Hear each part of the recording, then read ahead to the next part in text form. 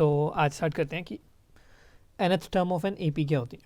इससे पहले हमने एपी के बारे में जितना भी हम पढ़ सकते थे कि एक एपी क्या होती है और वो कैसे रिप्रेजेंट होती है, ये सब कुछ देख लिया है। अब हम देखते हैं कि एक एपी की nth टर्म कैसे डिनोट होती है। तो अगर हम रिवाइज करें तो अगर हम देखें कि जनरल फॉर्म ऑफ एपी क्या होती है, तो जनरल फॉर्म ऑफ एपी ऐसे होती है कि फर्स्ट टर्म ए से डिनोट होती है, second term A plus common difference D, third term A plus 2d, fourth term A plus 3d और ऐसे कॉन्टीन्यूसली चलती रहेगी आगे।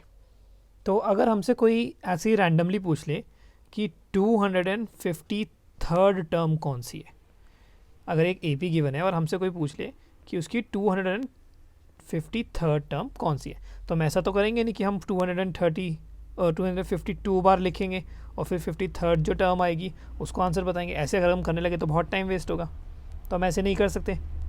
तो इसके लिए हम क्या यूज़ करते हैं, एक फॉर्मूला nth टर्म का। तो अगर हम बात करें nth टर्म के बारे में कि nth टर्म क्या है, तो nth टर्म कोई सी भी टर्म हो सकती है। n यहाँ पे आर्बिट्ररी नंबर है, तो n 1 भी हो सकता है, 2 भी हो सकता है, 100 भी हो सकता है, 1000 भी हो सकता है और 10,000 उससे बड़ा कहीं तक भी कुछ भी लेके जाओ तो ये n नंबर कुछ भी हो सकता है। तो अगर हम सिंपली ये देखें कि हमें एक AP डिनोट करनी है, एक AP डिनोट करनी है, तो हम उस AP को कैसे, अगर हम ध्यान से देखें, एक AP होती है A। फर्स्ट टर्म तो सबसे ज़्यादा ईजी है, तो फर्स्ट टर्म तो A से डिनोट हो जाएगा। लेकिन अगर हम सेकेंड टर्म देखें तो क्या हो रहा है, एक स्पेशल चीज़ हो रही है कि A प्लस उसमें कॉमन डिफरेंस ऐड हो रहा है। लेकिन अगर आप देखेंगे तो ये सेकेंड टर्म है, लेकिन इसमें कॉमन डिफरेंस सिर्फ एक ऐड हो रहा है, 1d। और अगर हम ऐसी देखें थर्ड टर्म जो होगी a प्लस 2d, तो ये थर्ड टर्म है, तो जो थर्ड टर्म है उसमें कितने d ऐड हो रहे हैं, 2। तो अगर हम ध्यान से देखें कि जो टर्म है और जो कॉमन डिफरेंस है उससे एक कम ऐड हो रहा है। तो अगर मैं किसी चीज़ की बात करूं, अगर मैं बात करूं कि nth टर्म है, तो उसमें कितना d ऐड होगा, n-1 d ऐड होगा। तो हम देख सकते हैं कि n जो nth टर्म होगी उसमें कितना कॉमन डिफरेंस ऐड होगा, n-1। तो अगर मैं बोलूं कि एक nth term of an AP क्या है, तो हम कैसे डिनोट करेंगे उसे। तो हम कोई भी नंबर, कोई भी जो चीज़ है, एक एपी के किसी भी नंबर को हम ऐसे लिख सकते हैं, एक एपी है जिसमें n टर्म्स हैं। तो सबसे पहले एपी में क्या होता है, a common difference, okay an, AP को हम अगर an हमें nth टर्म निकालनी है तो हम ऐसे लिखते हैं उसे। तो ये डिटरमाइन करता है कि कौन सी टर्म होगी। तो इसमें ये क्या दिखा रहा है छोटा सा, कि ये nth टर्म है। ये कैसे डिनोट होगी, a प्लस कितना हमें कॉमन डिफरेंस ऐड करना होता है, n-1 इंटू d। तो this is how you write the nth term of an AP। क्या ये nth टर्म ऑफ AP। तो ये आपका, अगर हम बोले कि अब मुझे, जैसे हमें फर्स्ट टर्म जो है, हमारी फर्स्ट टर्म हमें पता है कि हमेशा a होती है। अगर हम इस वाले फॉर्मूले में लगा के दिखाएं तो हम कह सकते हैं कि फर्स्ट टर्म a होती है।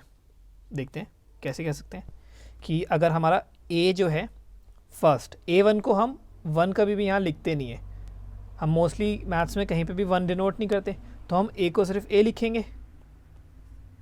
तो a equals to a plus, अब n यहाँ पर क्या है, यहाँ पर अगर हम देखें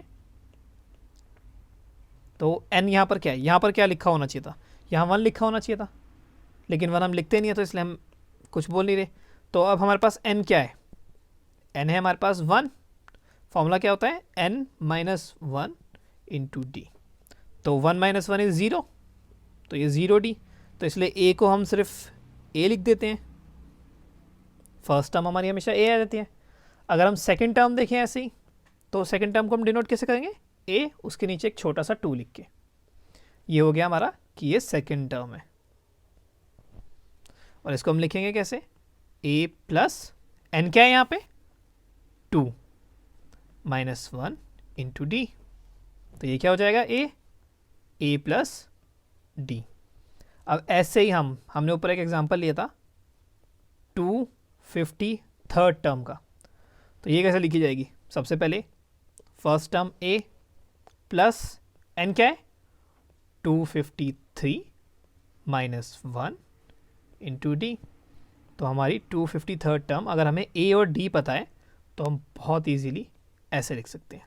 हमें ज़रूरी नहीं है कि हम सारी की सारी टर्म लिखें, हम डायरेक्टली जाके हम ये वाला फॉर्मूला लगाएंगे, कौन सा, A N equals to A plus N minus 1 into D. तो ये हमारा सारा का सारा हो गया है nth टर्म के बारे में, कि हमारी nth टर्म AP की क्या होती है। हमें nth टर्म में और कुछ नहीं करना, सिर्फ इतना ही याद होना चाहिए कि हमारी nth टर्म क्या होती है, A N equals to A plus N minus 1 into D, और ब्रैकेट ध्यान रखना है कि यहाँ पे ब्रैकेट है। हमें ये पता होना चाहिए कि इसमें क्या क्या चीज़ क्या क्या है, तो एक बार रिवाइज कर लेते हैं क्या क्या चीज़ क्या क्या है। A is the first term, n is the number of term, d is the common difference, और an is the nth term।